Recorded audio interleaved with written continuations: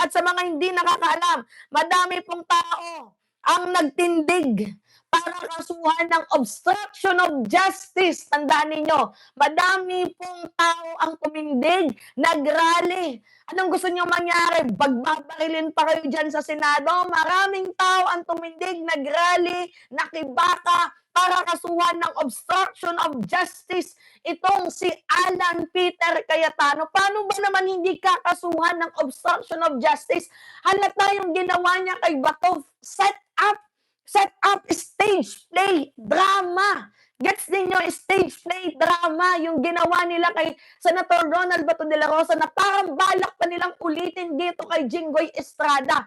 Tandaan ninyo, uulitin ko, hindi sumuko si Jinggoy. Inaresto si Jinggoy. And sa ginawa, mga minamahal, na pagsipot ni Chis Escudero dyan sa Senado, yan po ay pahiwatig na.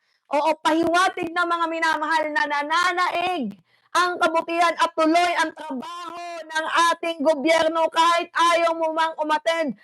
Alan Peter Cayetano, nandito yung ibang mga senador na ninindigan para sa tama. Hindi para pilayan ng gobyerno, bagkus gusto nila ng kaunlaran. Diba? Kaya kung kakasuhan ka man, meron ng taong nakikibaka sa'yo, hindi na kasalanan yon ni PBBM. Katulad na lamang po nitong balitang to, mga minamahal. Panoorin natin. Okay, Tindig Pilipinas, naghain ng reklamong obstruction of justice dito kay Cayetano at dito kay Robin Padilla. Naghain ang Tindig Pilipinas Coalition ng reklamong obstruction of justice sa Ombudsman dahil sa umunoy pagharang sa legal na proseso para maaresto si Senator Bato de la Rosa. Magbabalita si Mobile Journal, Daniel Dayaw. Daniel, sino-sino ang mga sinampahan ng reklamo? Cheryl, nakakahiya. Iyan nga ang diniin ng Tindig Pilipinas Coalition bago ihain ang kanilang reklamong obstruction of justice laban kina Senate President Alan Peter Cayetano, Senator Robin Hood Padilla, suspended acting Senate Sergeant at Arms Mau Aplasca dito sa Office of the Ombudsman. Oh!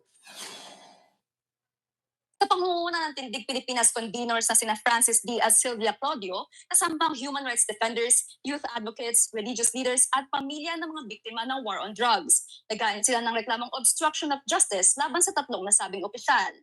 Kaugnayan sa kanilang naging papel sa pagpigil ng pag-aresto kay Senator Ronald Bato de la Rosa matapos maglabas ng warrant of arrest ang International Criminal Court o ICC.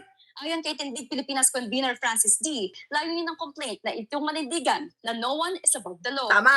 At hindi dapat gamitin ang public office para maging protektor ng isang fugitive. Tama. Na rin umano nila ang paghahain ng nasabing kaso. Tama. Para tumindig kasama ang mga drug war victims at ang kanilang pamilya. Tama.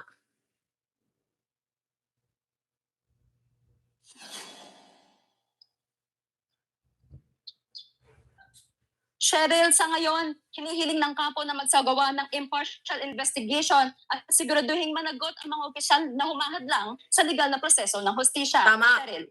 Maraming salamat, Mobile Journal, Daniel Dayaw. Diba? So kung meron man, na madidiin dito, walang iba, kundi ikaw, Boy 10K, na parang nagiging vlogger na nga ngayon. Itong si Alan Peter Cayetano, mantakin ninyo ha. Hindi pumasok sa Senado kahapon pero nakapag-live sa Facebook, 'di ba? Eric de la Cruz. Hindi pumasok kahapon sa Senado pero nakapag-live sa Facebook. Di sana kung hindi ka pumasok sa Senado, tas nag-live ka sa Facebook, ibig sabihin vlogger ka na. Nagiging vlogger ka na. Gusto mong maging vlogger, gusto mong gayahin si Vice President Sara Duterte, gusto mo yung mahilig magparapos-pos ba? Gayahin mo si Robin Padilla. Sabi ni Cons, online sale kasi. Grabe no, mga minamahal. Alam niyo ba kung gaano kadaming bills ang na-postpone? Yung mga, nagwawala nga kahapon yung mga tao eh.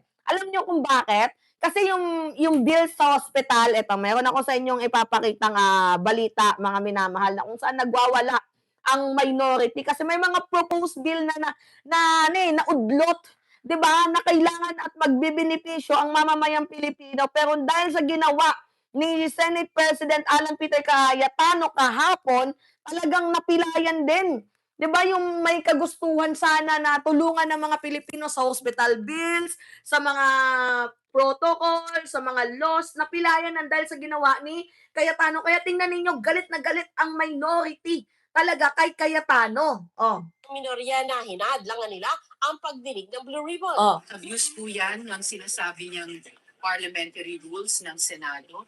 Hindi po namin hinahadlangan magpatuloy ang anumang pagdinig ng komite basta nasa tamang paraan. Muli ring iginiit ng minorya ang anilay mga panukalang hindi makausad dahil walang sesyon, gaya ng anti-hospital detention bill. Oh, Sa lahat ng nasa ospital na yon na mga mahihirap natin mamamayan na hino-hostage ng ospital dahil hindi makabayad, kasalanan ni Alan Cayetano yan dahil ipapasarasara namin ang batas na yan. Umapila ang minority senators sa mga kasamahan nila sa mayorya na magpakita na sila sa sesyon. Ako naniniwala, hindi naman lahat sa majority ay mga loko-loko, no? Meron pa rin sa kanilang mababait. So I feel to those members of the majority na meron pang katinuan sa pag-iisip, pumasok mo nga kayo. wow! Which is, si Chis Escudero ang nahatak ni Raffy Tulfo na ang iba naman talaga dyan merong katinuan sa pag-iisip. Which is, buti na lang matino si Chis Escudero at dumalo ngayon. Kaya nga maraming salamat. You are the savior of the day. Tinuturing kang hero ng sambayan ng Pilipino. At nakikita nga ng Pilipino kung sino yung villain sa kwento na to. 'Di ba? Walang iba kundi si SP Cayetano. Kaya ngayon, mag-live ka at umiyak ka, magpapiso sale ka dyan, maging vlogger ka na lang kung yan yung gusto mo. Every day, ang Senate gumagastos ng 25 million. Sa kuryente, sa utilities, sa sweldo, pero walang session nangyari. Walang patas na na-approve. Ayon sa minorya, hindi Senate President lang ang pwedeng magbukas ng sesyon. We appeal to the rest of the members of the majority bloc. Huwag din si Senate President kasi we appeal to their sense of duty, of the responsibility. Kasi mukhang untenable na si SP kasi siya yung nagsasabi sa mga kasama namin na huwag mag-attend ng session. Under the rules, pag wala yung SP, pwede mag-preside ang pro temp. Yeah, Pag wala yung SP and pro temp, pwede mag-preside ang majority leader. yeah. Pag wala yung tatlo, pwede mag-preside any of the two deputy majority leaders. Pag-aaralan ng minorya ang pagpapanagot sa majority senators para sa hindi pagdalo ng sesyon. Tama. Consensus that we should meet at 3 p.m.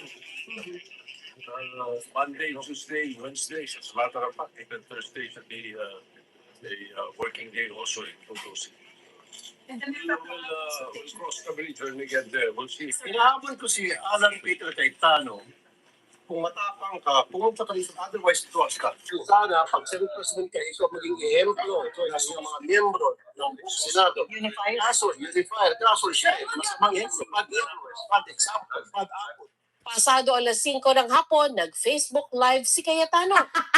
Sinagot niya ang sinabi ni Senador Raffy Tulfo. So, yung hamon mo, magpakita ako kung hindi tiduan.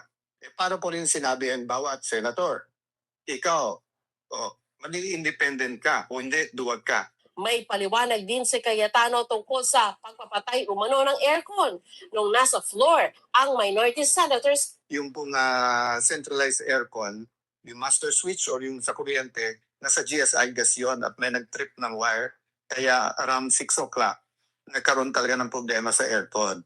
So, hindi po namin gagawin sa inyo. Ukol sa anti-hospital detention bill, nag-walkout daw ang minorya kung kailan pwede nang talakayin ng bill. So, kanino man ang nag-walk out nung last Tuesday, willing na nung kami na i-take up yan. Lahat isa side namin, we're ready. So, wag yung i-whiskey bintang one-sided. Dagdag ni Cayetano, pine-personal umano siya. I've always treated you well, whether 'Di ba? Yan na naman sila. Narinig ninyo mga minamahal. Yan na naman sila. Paulit-ulit na naman sa kanilang script na pinipersonal sila. Ano ka? Si Sara Duterte? Ha? Pinipersonal? Yung mga script nila, pansinin ninyo, paulit-ulit. 'Di ba? Gets ninyo, mga minamahal?